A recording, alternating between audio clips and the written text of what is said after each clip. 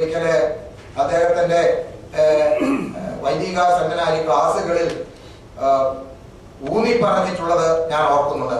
അപ്പോൾ ഒരു സോഴ്സും ഇല്ലാതെ ജീവിതം മുഴുവനും അപകടകരമായ സാധ്യതകളിലൂടെ കടന്നു പോകുന്ന സന്ദർഭത്തില്, അകത്തും പുറത്തും ശത്രുക്കളുടെ മധ്യേ ജീവിക്കുന്ന ഒരു കാലഘട്ടത്തില് ഒരു നല്ല ചിന്ത തന്നെ രൂപപ്പെടുത്തുവാൻ വളരെ ക്ലേശം അനുഭവിക്കുന്ന സന്ദർഭത്തിൽ ഇതെല്ലാം അദ്ദേഹം, ആ പരിശുദ്ധ പിതാവ് അതിനെല്ലാം നേരിട്ടുകൊണ്ട് അദ്ദേഹത്തിന്റെ വ്യക്തിത്വം വളരെ ശക്തമായ ഭാഷയിൽ തന്നെ രചനകളിലൂടെ, പ്രവർത്തികളിലൂടെ ശത്രുക്കളോടുള്ള അദ്ദേഹത്തിന്റെ ഒരു ബഹുമാനപൂർവമായ പെരുമാറ്റത്തിലൂടെ അദ്ദേഹം ആശയങ്ങൾക്ക് വേണ്ടി നിലനിന്നിരുന്നു. ദേശീയതയ്ക്ക് വേണ്ടി ധാരാളം സംസാരിച്ചിരുന്നു. ആ വിധത്തിലൊക്കെ ചിന്തിക്കുമ്പോഴും തന്റെ പ്രതിപക്ഷത്ത് ഉണ്ടെന്ന് വിചാരിക്കുന്നവരോട് വളരെ വളരെ ബഹുമാനത്തോടെ, അവരെ അനാദരവോടെ ആരെങ്കിലും ഉച്ചരിക്കുന്നത് പോലും തിരുമേനിക്ക് സഹിക്കുവാൻ പാടില്ലാത്ത വിധത്തില് തിരുമേനി പലപ്പോഴും അതില് അങ്ങനെ പല സന്ദർഭങ്ങളിലും വ്യവഹരിച്ചിട്ടുണ്ട്, സംസാരിച്ചിട്ടുണ്ട് എന്ന് അദ്ദേഹത്തിന്റെ ചരിത്രക്കുറിപ്പുകളൊക്കെ അറിഞ്ഞാൽ വായിക്കുമ്പോൾ നമുക്ക് മനസ്സിലാകും. അതുപോലെ തന്നെ മാസങ്ങൾ നീതിന്യായ പീഠത്തിന്റെ മുമ്പിൽ നിന്ന് താൻ ലക്ഷ്യമിട്ടിരുന്ന ആശയത്തിന് വേണ്ടി കോടതികളിലൊക്കെ വളരെ ബുദ്ധിപൂർണതയോടെ സംസാരിക്കുവാൻ, ഉത്തരം പറയുവാൻ തക്കവണ്ണമുള്ള അദ്ദേഹത്തിന്റെ ഒരു വലിയ ശക്തി, സർഗാത്മക ശക്തി, ഓർമ്മയുടെ ശക്തി, പൂർവ്വബുദ്ധി, ദീർഘവീക്ഷണം, ഇച്ഛാശക്തി, ഇങ്ങനെ ഒട്ടേറെ കാര്യങ്ങൾ ആ പിതാവിന്റെ വ്യക്തിത്വത്തിൽ ഉണ്ടായിരുന്നു എന്നുള്ളത് വസ്തുതയാണ്. ഇങ്ങനെയുള്ള മഹാരഥന്മാരും ഋഷിവര്യന്മാരും പരിശുദ്ധന്മാരുമായ പിതാക്കന്മാരെ ആധുനിക തലമുറയ്ക്കും ഭാവി തലമുറയ്ക്കും ഒക്കെ വെളിപ്പെടുത്തി കൊടുക്കണം. അവരുടെ ജീവിതത്തിന്റെ നല്ല അംശങ്ങൾ സ്വാംശീകരിക്കുവാൻ നമുക്ക് കഴിയണം. ഇങ്ങനെയുള്ള പരിശ്രമത്തിന്റെ ഒരു ഭാഗമാണ് ഈ സെന്റ് ഐഗ്നേഷ്യസ് ഓർത്തഡോക്സ് ഫൗണ്ടേഷൻ. ഇത് പരിശുദ്ധ സഭ ആരംഭിച്ചു. അദ്ദേഹത്തിന്റെ പുസ്തകങ്ങൾ, അദ്ദേഹത്തിന്റെ ഡയറി കുറിപ്പുകൾ, അദ്ദേഹത്തിന്റെ മൊഴികൾ, കോടതികളിലുള്ള അദ്ദേഹത്തിന്റെ മൊഴികൾ, അദ്ദേഹത്തിന്റെ വ്യക്തിത്വത്തെ കുറിച്ചുള്ള അനുഭവങ്ങൾ, ഇതൊക്കെ നമുക്ക് ആധുനിക കാലഘട്ടത്തിലുള്ള തലമുറയ്ക്ക് സ്വാംശീകരിക്കാൻ തക്കവണ്ണം ഉള്ള ഒരു സൗകര്യം നമ്മൾ ഏർപ്പെടുത്തുകയാണ്. അതിന്റെയൊക്കെ ഭാഗമാണ് ഈ സമ്മേളനവും എന്ന് ഞാൻ മനസ്സിലാക്കുകയാണ്. അതുകൊണ്ട് ആ പരിശുദ്ധ പിതാവിനെ അടുത്തറിയുവാൻ ഇങ്ങനെയുള്ള പ്രവർത്തനങ്ങൾ കൂടുതൽ ഉപകരിക്കും എന്നുള്ളതിനെ കുറിച്ച് സംശയമില്ല. ഭാരതം സ്വാതന്ത്ര്യമാകുന്നതിന് മുൻപ് തന്നെ സ്വതന്ത്ര വായു ശ്വസിക്കുവാൻ തക്കവണ്ണം മലങ്കര സഭയിലെ സാധാരണക്കാരെ പരിശീലിപ്പിച്ച ഒരു പിതാവാണ്.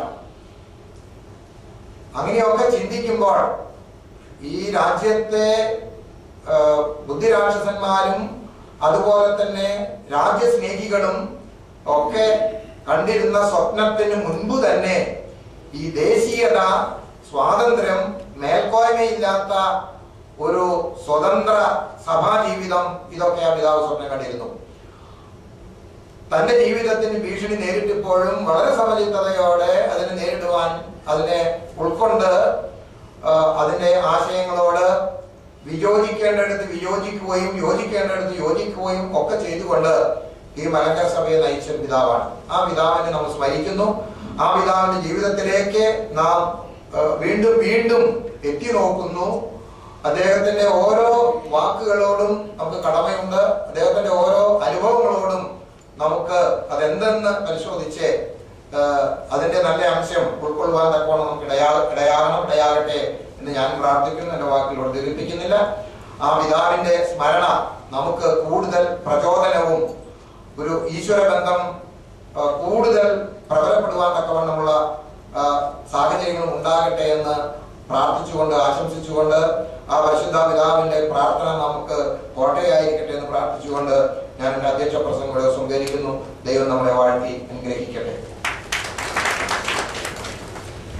പരിശുദ്ധ വട്ടശ്ശേരി തിരുമേനി തയ്യാറാക്കിയ സുറിയാനി സത്യവിശ്വാസ സഭയിലെ മതോപദേശ സാരങ്ങൾ എന്ന ഗ്രന്ഥം വിവിധ പതിപ്പുകളിലായി നിരവധി കോപ്പികൾ പ്രസിദ്ധീകൃതമായിട്ടുണ്ട്. പോൾ മണലി സാറാണ്. പ്രമുഖ ചരിത്ര ഗവേഷകനായ പോൾ മണലി സാറിനെ ഗ്രന്ഥം പരിചയപ്പെടുത്തുന്നതിനായി ക്ഷണിക്കുന്നു. പോസ്റ്റായിരിക്കുന്ന ഗുരുജനങ്ങളെ അഭിനന്ദ പിതാക്കന്മാരെ, നിങ്ങൾക്ക് വിനീതമായ നമസ്കാരം. 1900 ഏകദേശം 100 വർഷങ്ങൾക്ക് മുമ്പ് പ്രസിദ്ധീകരിച്ച ഒരു പുസ്തകത്തിൻ്റെ പുനഃപ്രകാശനമാണ് ഇന്ന് നമ്മൾ നടത്തുന്നത്. വട്ടശ്ശേരി തിരുമേനി വൈദിക സെമിനാരിയിൽ മൽപ്പാനായി പ്രവർത്തിക്കുന്ന കാലത്ത് വൈദിക വിദ്യാർത്ഥികളെ പഠിപ്പിക്കുന്നതിന് വേണ്ടി അദ്ദേഹം തയ്യാറാക്കിയ വിശ്വാസ സംബന്ധമായ കുറിപ്പുകൾ അത് വൈദിക വിദ്യാർത്ഥികൾക്ക് മാത്രമല്ല, മലങ്കര സഭയിലെ എല്ലാ വിശ്വാസികൾക്കും അത് അറിഞ്ഞിരിക്കണം എന്നുള്ള ലക്ഷ്യത്തോടുകൂടി 1900 ഒന്നാം പതിപ്പായി പ്രസിദ്ധീകരിച്ച പുസ്തകത്തിന്റെ പുതിയ പതിപ്പാണ് വട്ടശ്ശേരി തിരുമേനിയുടെ നാമത്തിൽ പ്രവർത്തിക്കുന്ന സെന്റ് ഐഗ്നഷ്യസ് ഫൗണ്ടേഷൻ എന്ന് പുനഃപ്രകാശിപ്പിക്കുന്നത്. വട്ടശ്ശേരി തിരുമേനി ഈ പുസ്തകം ഇതിന്റെ അച്ചടിയിലൂടെ കടന്നുപോയപ്പോഴേ ഇതിന്റെ ആദ്യത്തെ 3 പതിപ്പുകൾ ലൈബ്രറിയിൽ നിന്ന് എനിക്ക് ലഭിക്കും. ഞാനത് പരിശോധിച്ചു. 2ാം പതിപ്പ് അതേപടി യാതൊരു വ്യത്യാസവുമില്ലാതെയാണ് ഇന്നിവിടെ പുനഃപ്രകാശിപ്പിക്കുന്നത്.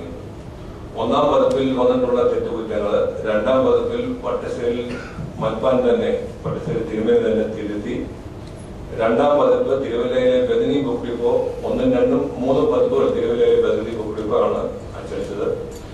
അതിന്റെ 2ാം പതിപ്പാണ് അതിനകത്ത് തെറ്റുകുറ്റങ്ങൾ തിരുത്തിയിട്ടാണ് 2ാം പതിപ്പ് ഇറങ്ങിയത്. അതേ പതിപ്പ് യാതൊരു വ്യത്യാസമില്ലാതെ അതിൽ മലയാള അക്ഷരങ്ങൾ അത് ഇംഗ്ലീഷ് അക്ഷരത്തിലേക്ക് മാറ്റിയിട്ടുണ്ട് എന്ന് ഒഴിച്ചാൽ അതിൽ ഒരു വരിയിൽ പോലും മാറ്റം വരുത്താതെയാണ് ഇവിടെ പ്രകാശിപ്പിക്കുന്നത്.